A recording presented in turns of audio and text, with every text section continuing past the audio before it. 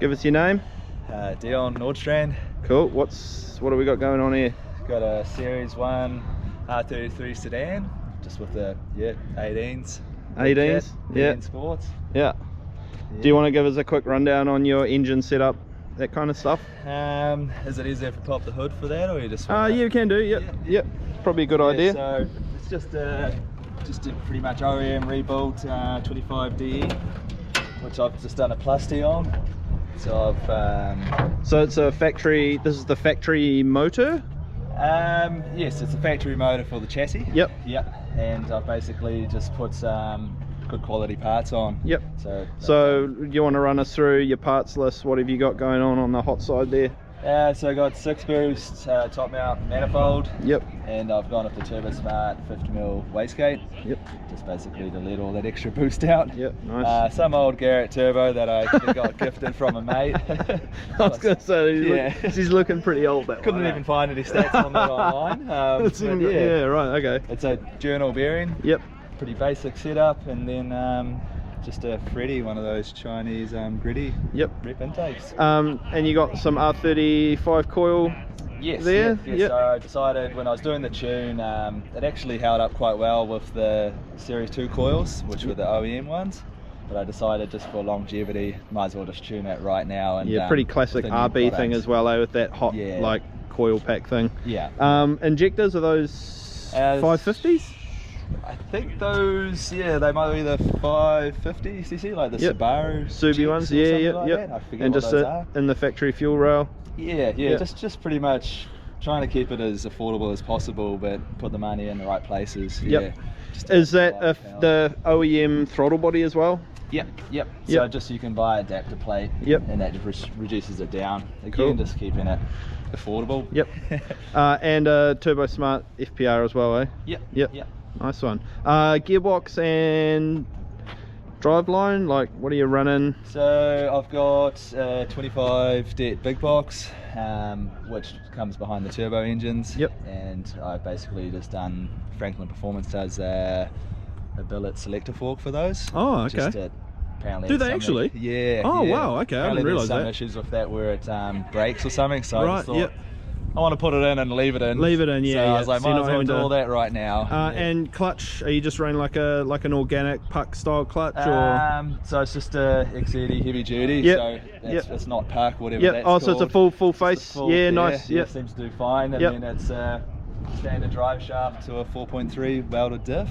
Diff. Yeah. Is it a R180 diff or is it R200 diff? R200. R200. 3x2 axles. Yeah. Right. Yeah. Okay. That's cool. And just recently, just again trying to do reliability and just maximize seat time, I decided to do the oil cooler. So it's just I think it was like a 24 row or something. Franklin. Phoenix. And then it just goes up just under relocation there. Has it got a thermostatic oil block? Not yet. So do you run the engine up to heat, or you just sort of send it? I just basically let it warm up, and I felt like there might be issues where if that didn't actually open or something, it's just heard recommendations, it's easier to not have that. Yeah, sure thing. And just, you should always be doing a bit of a warm up. Oh, indeed, yeah, no, absolutely. Suspension, what are you running there? So I've got Harkon suspension. And they were spec'd with the 10 kg front and an 8 kg rear. Okay, I've also got all their arms as well, which their caster arm comes with they're like an offset one, so it can work with a bit more angle. Sure, so that's a good segue. What are you running as far as knuckles go? I'm pretty sure it's actually what Zach Pohl was running back when he had a R33, so it's just a cut and welded knuckle. Seems to do the trick. It actually has too much lock for what my ability is, so I've just welded a little lock stop. Just a lock stop on there? Just to limit it. Okay. And what kind of alignment specs do you run? Like, are you running like a relatively grippy kind of setup, or like what are you trying to achieve as far as like suspension and all that kind of stuff goes? And it's all new to me, so I don't know what feels right and what doesn't. I've basically done just a little bit of toe out on the front, a little bit of toe in the rear. Nice one. Just helps with push. Okay, so then talk to us about your sort of drifting experience and like what got you into drifting, how long you've been drifting, like what kind of style are you into, like So pretty much ever since video games were a thing, boys being boys, we like the sound of engines, so I was always playing around on Xbox, Forza and things like that, drifting online with my mates, and that was always fun. And then I started coming along to events like this, and just as a spectator? Yeah, just spectating. I just really loved it. I thought it was going to be out of reach because it just seems like all the cars are big and flashy. Yeah. But I decided to bite the bullet, and I brought this pretty stock standard 25 DE. Went out and had fun. I do get inspired by a lot of Japanese drifting and things like that, so you can actually have a good time with low power if you start to figure out the technique of the weight transition and things like that. And then from here it snowballs. It does. It does. So so how long have you been drifting for? Like, what are we talking about? How many track days have you done? I've probably like 5 or 6 wow, track there days. you go. Okay. I've done a couple as a probably 3 I think it was DE, and then I've done a couple in the wet, so this has really been my first dry session with some power. So it's crazy to feel the side bite and all the things like that. Being low, it has taken a bit of damage since the car does squat a lot more now. But we're just going to make more tweaks and just learn from there, from all the people that you meet in this. Man. It's a great sport, or hobby I should say. Just harking back more to the car. Did you do the roll cage? Was the car obviously didn't come with the roll cage? You've had that done? So I had a bolt-in cage to begin with, and then hearing about all the rolling, and I really wanted to take passengers and do tandem, and it sounded like bolt-ins were sort of phasing out. So I'm from up in Whangarei, and I had Al Branch Fabrication. Basically he welded in racecraft kit. So those are it's a kit. It was one of those kits from the South Island kit. Okay. And they have the options to basically, you can have that with interior or without, so they can make it hug up to the roof a lot better. Okay, that's cool. So I've gone with the option that works with interior to try and keep that street car vibe. That just fits beautifully, really. So have you gone through motorsport homologation with that as well, or are you not going to bother? You're going to though? I'm thinking about it. Like we took a whole lot of photos and videos because I really wanted to get it painted before it rusts. And then in the future, if we can get it homologated, that would be cool, because I would like to do that step above of competition. You know, a bit more, it's like grassroots style. Well, I think what Chris is doing with the Super Royal Drift Comp, I think that's pretty cool. Not D1, but like something maybe a bit more relaxed. And it can cater for different builds, whether you're one end of the scale to the other. It works.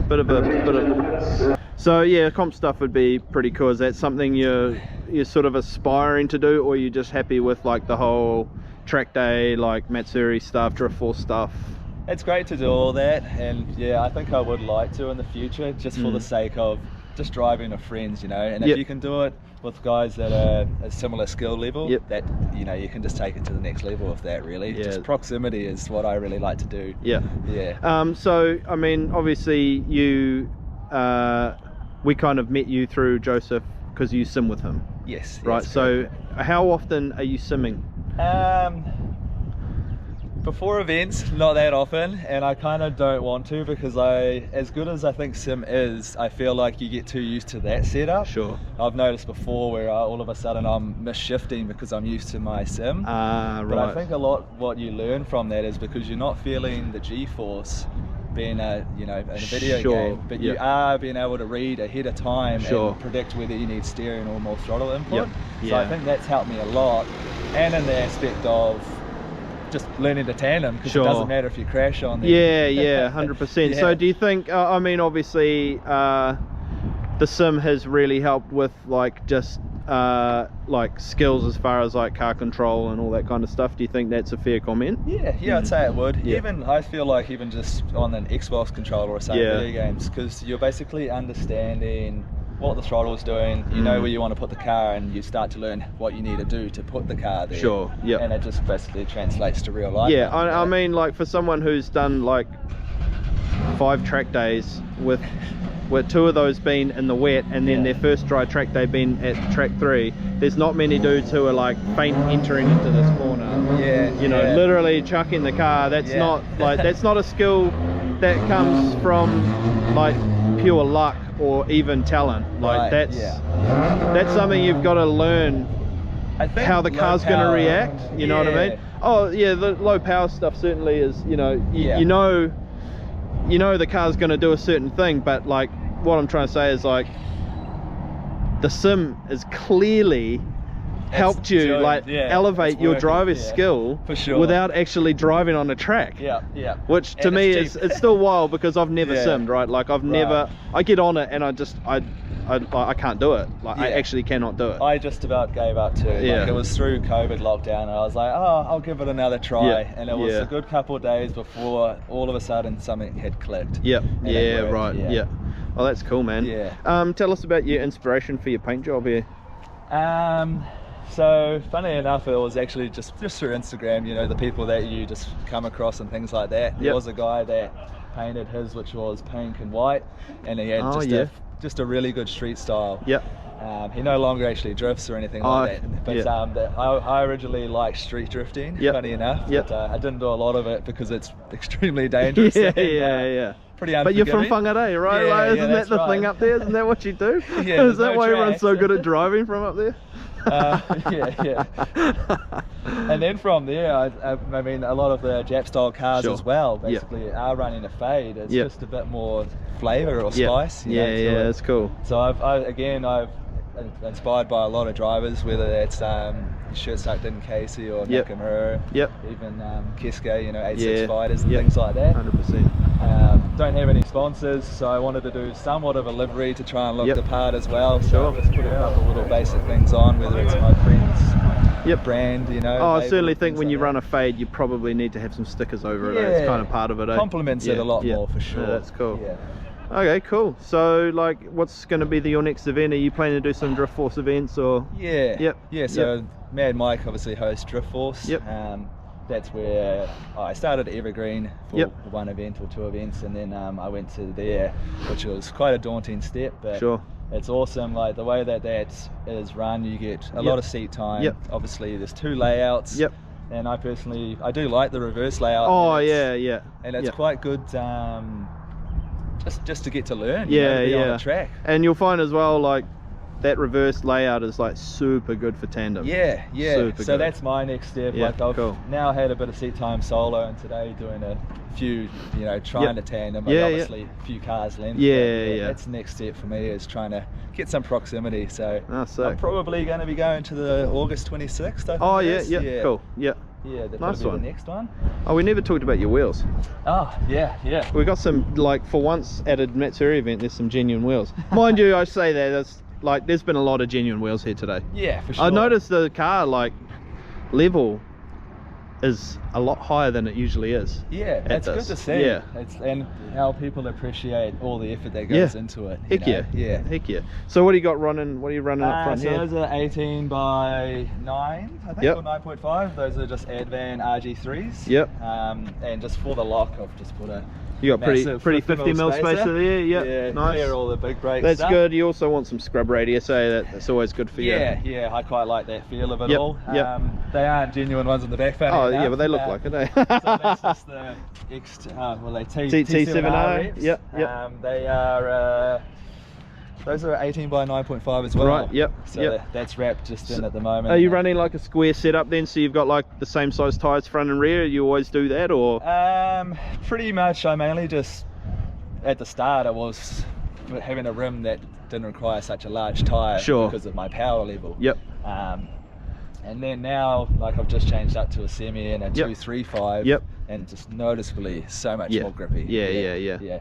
I feel like it's enough for the power that I'm sort of trying to target. I think a 235 semi is like a nice thing to sort of ease you into like bigger tires and all of that kind of stuff as well. Who knows what the future holds. Like, so I mean, so great. We talked about the motor, but we never talked about power. How much power does this thing actually make? So I've done a low and a high boost, so it is tuned for low boost, which is 7 psi. It is making 243 kilowatt. And then high boost is 14 psi, and that is 306. Wow. So it's the nice jump up. That's a good power band, and that's just on pump gas, just on 98. 98, Gal 98. Gal 98. Nice one. So you're happy with this sort of power level at this stage? You're not planning to?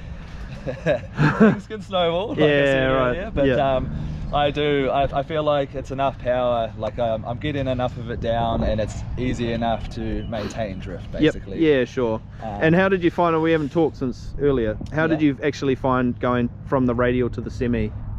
A very big change. Big change, yeah. Yep. Quite a lot. Once you can learn the commitment that it is not gonna wash out or loop out on you. You can just throw it hard, really. That's the style I like. So. Oh, that's mean. And what did you think about the Matsuria event as a whole? Like, good? Yeah, wicked. Yeah. I mean, hey, like, there's going to be 3 days of drifting here, so if you come all this way and you just pretty much have fun. Make the most of it, eh? Yeah, it's an awesome spot. Really what awesome. And this is obviously your first time driving here. Yes. Yeah. Okay. So what did you think of the track? Like, I mean, if you've driven at Evergreen and only Evergreen and Hamptons, like, what do you think about this like setup here? Like, so, fast, slow, yeah, I think I probably would prefer to run track 2, I guess they call it in reverse, where you finish with this here. Yeah, so down the hill and then through here and then just a bit more, because uphill kind of, you know, you sort of lose momentum a little bit. Yeah, for sure. So you can use that to your advantage, and then it obviously a bit more inertia coming sort of down the hill, up and tightens in the end there. So it's, I like corners that aren't uniform, or I guess you call it, ones that you need to add more angle or dial to get around. Just a bit more and you drove the club circuit on yesterday as well, eh? Like, what did you think about the club circuit? Club circuit, I really like that. So yeah, just for the fact that you need to do a few more gear changes. It had quite a cool little transition. Bit more technical, eh? Yeah, a bit more technical. Yeah, cool. Yeah. All right, thanks for talking to us. No worries, thanks for that. Yeah, that was like fucking 20 minutes of talking, bro. Was it? I think that's probably enough, ramble on, I'm just like nervous.